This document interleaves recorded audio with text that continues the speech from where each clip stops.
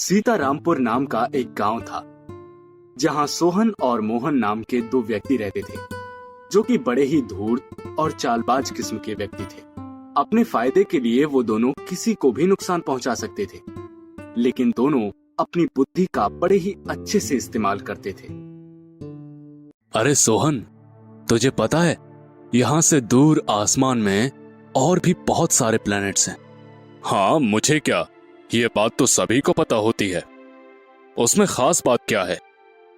खास बात ये है कि दूर आसमान में बाकी प्लैनेट्स के साथ साथ एक ऐसा भी प्लैनेट है जो कि हीरे से बना है। हीरे का प्लैनेट? क्या बात कर रहा है भाई? ऐसा भी कोई प्लैनेट होता है क्या? और तुझे कैसे पता चला इस बात का? ये देख मेरे पास क्या है, इसी से मुझे पता चला है। अरे ये तो न्यूज़पेपर है। हाँ, इसी से मुझे हीरे वाले प्लैनेट की बात पता चली है। जरा सोच, अगर वो हीरे का प्लैनेट हमें मिल जाए तो हम कितने अमीर हो जाएंगे और हमें इस करीबी से छुटकारा भी मिल जाएगा। अरे बात तो तू बिल्कुल सही कह रहा है, लेकिन जब बड़े बड़े साइंटिस्ट लोग उस हीरे के प्लैनेट को यहां नहीं ला पाए, फिर हम यह काम कैसे करेंगे? अरे भाई, जो काम वो नहीं कर पाए वो काम हम करेंगे। तू फिक्र क्यों करता है? मेरे पास हर काम का इलाज होता है। हमारे इस काम में मदद करेगा जुगाड़ू चाचा। जुगाड़ू चाचा? वो कौन है और हमारे किस काम का है वो? कभी तूने उनका घर देखा है क्या? अरे जब मैं तेरे जुगाड़ू चाचा को ही नहीं जानता तो उसके घर के बारे में कैसे जानूंगा? वैसे क्या खास बात है उनके घर में? भाई देखा तो मैंने भी नहीं है उनका घर, लेकिन सुना है कि उनका घर जंगल के उस पार है। फिर मोहन और सोहन उनके घर जाने का फैसला करते हैं और हिम्मत करके दोनों आखिरकार उस जुगाड़ू चाचा के घर पहुंच ही जाते हैं। अरे भाई ये क्या, इनका घर तो घास फूस पत्ते और लोहे लक्कड़ से बना हुआ है। और ये क्या, इसमें से भी दरवाजे के बाहर घंटा लटका रखा है। ये तो सच में भूतिया घर ही है। मैंने तुझे कहा था ना, वो जुगाड़ू चाचा है। अब चल, ये घंटा बजा के हम दोनों अंदर चलते हैं। फिर सोहन घर के बाहर का घंटा बजाता है। ऐसा करते ही दरवाजा अपने आप खुल जाता है और दोनों को एक स्पीकर से आवाज सुनाई देती है, अंदर आ जाओ सोहन और मोहन। अरे भाई, ये दरवाजा अपने आप कैसे खुल गया और ये आवाज कहां से आ रही है? अरे ये देख, हर कोने में स्पीकर लगा हुआ है, वहीं से आवाज आई है। लेकिन मुझे समझ नहीं आ रहा कि इन्हें कैसे पता चला कि हम दोनों आए हैं। इन्होंने देखा कहां से हमें? इस पुराने जमाने के दरवाजे में तो कोई कैमरा भी नहीं लगा है। चल अंदर चल कर देखते हैं। फिर दोनों अंदर जाते हैं और देखते हैं कि जुगाड़ू चाचा आराम से अपने बेड पर काला चश्मा लगाकर लेटे हुए हैं। अरे जुगाड़ू चाचा, आपका जुगाड़ू बेड तो बहुत ही अच्छा है। चुप करो तुम दोनों, ये मेरा बेड नहीं है, ये मेरा सोफा है, समझे तुम दोनों? फिर जुगाड़ू चाचा सोफे के पीछे का लाल बटन दबाते हैं, जिससे कि वो बेड सिमट कर सोफा बन जाता है और उस पे आराम से बैठ जाते हैं। अरे वाह जुगाड़ू चाचा, यहाँ तो हर चीज लाजवाब है। वैसे आपको पता कैसे चला कि हम दोनों ही यहाँ आए हैं? वो देखो, वहाँ मैंने हर जगह शीशे के टुकड़े लगाए हैं। उस वाले शीशे से फोटो इसमें बनती है, जिससे कि फोटो अंदर वाले शीशे में दिखाई देती है। फिर मैंने इस टेबल पे रखे हुए माइक से तुम दोनों को आवाज लगाई, जो बाहर स्पीकर में सुनाई दे रही थी।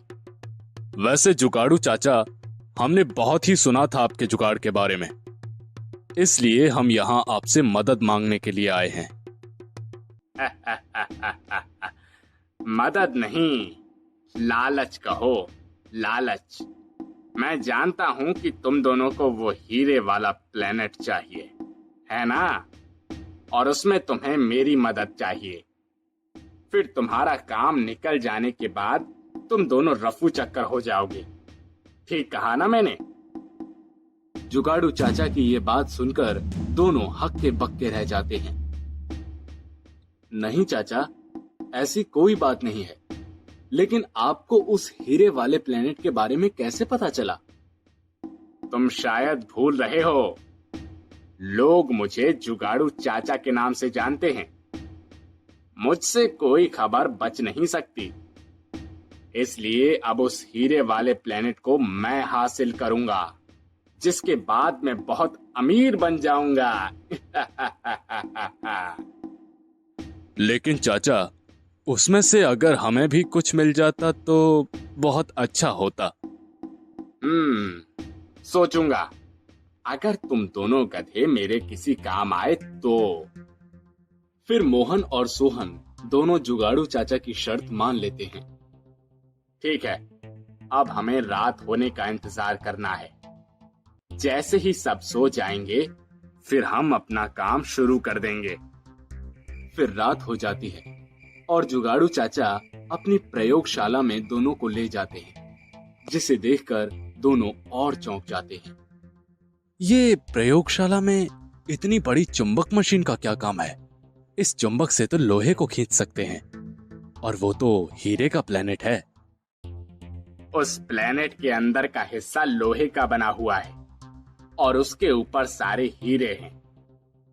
अरे चाचा, इतनी एडवांस्ड प्रयोगशाला, ऐसी तो लैब कहीं नहीं होगी। फिर जुगाड़ू चाचा अपनी चुंबक की मशीन स्टार्ट करते हैं, जिससे कि कुछ लोहे की चीज उस चुंबक की मशीन पर तेजी से आकर चिपक जाती है। ये तो बहुत शक्तिशाली चुंबक है। अब इससे हम बड़ी आसानी से उस हीरे के प्लेनेट को खींच सकते हैं। चुप रहो तुम दोनों, और अब हमें रात होने का इंतजार करना होगा, ताकि रात में हीरा चमके तो हम उसको अपने टेलीस्कोप से देख सकें और उसे इस बहुत ही ताकतवर चुंबक से खींच सकें।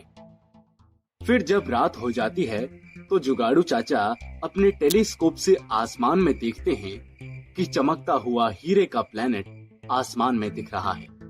फिर वो अपनी चुंबक वाली मशीन को चालू करते हैं और उस प्लेनेट को अपनी तरफ खींचने लगते हैं। लेकिन उस प्लेनेट के दबाव से वो चुंबक मशीन ही आसमान की तरफ उठने लगती है, जिस कारण जुगाड़ू चाचा उस मशीन को एक रिमोट से बंद कर देते हैं। नहीं, ऐसे काम नहीं बनेगा। एक काम करो, इस मशीन को इस खंबे से बांध दो और तुम दोनों भी ताकत लगाकर जोर से मशीन को अपनी तरफ खींचो। जुगाड़ू चाचा जैसे ही मशीन चालू करते हैं, हीरे का प्लेनेट मशीन को फिर से अपनी तरफ खींचने लगता है। लेकिन खंबे से बंधे होने की वजह से मशीन आसमान में ज्यादा दूर जा नहीं पाती है। लेकिन मोहन और सोहन जो उस रस्सी को खींच रहे थे, अब वो भी रस्सी पर ही लटक जाते हैं। अरे चाचा, कुछ करो, हमें बचा लो, नहीं तो हम भी ब्रह्मांड में चले जाएंगे। और मैंने तो सुना है वहां तो ऑक्सीजन भी नहीं होता है।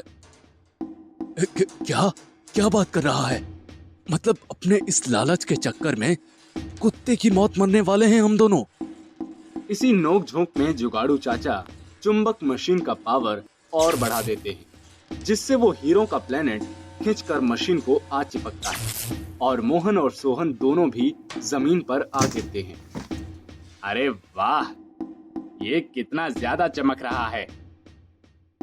अब तुम दोनों एक काम करो, कोई ऐसा बिजनेसमैन ढूंढो जो इन हीरों की अच्छी कीमत दे सके।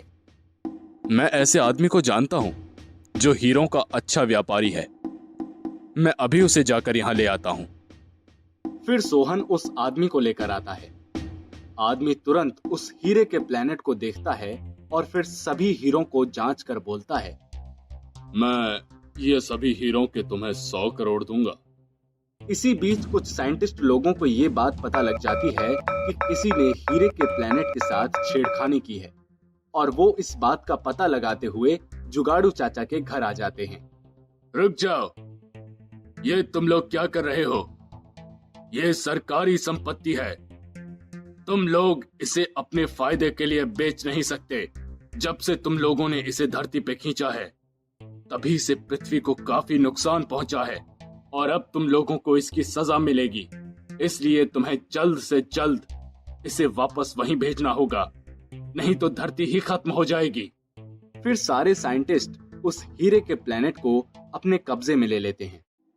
तुमने बिना परमिशन के ये सब किया है और अब तुम सबको जेल हो सकती है, लेकिन अगर तुम अपना दिमाग देश के काम में लगाओगे तो हम तुम्हारे लिए कुछ कर सकते हैं। जुगाड़ू चाचा सोचने लगते हैं कि अगर उन्होंने साइंटिस्ट की बात नहीं मानी तो उन्हें जेल जाना पड़ेगा।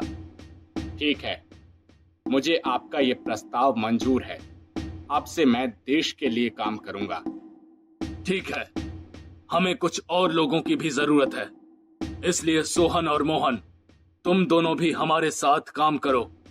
अच्छे पैसे के साथ साथ इज्जत भी मिलेगी, जिससे तुम्हें दोबारा चोरी चकारी वाला काम करने की जरूरत नहीं पड़ेगी। ठीक है, हमें भी मंजूर है। बहुत हो गया लालच, अब थोड़ी देश की सेवा भी कर लेते हैं। इससे हमारे परिवार वालों को भी हम पर गर्व होगा।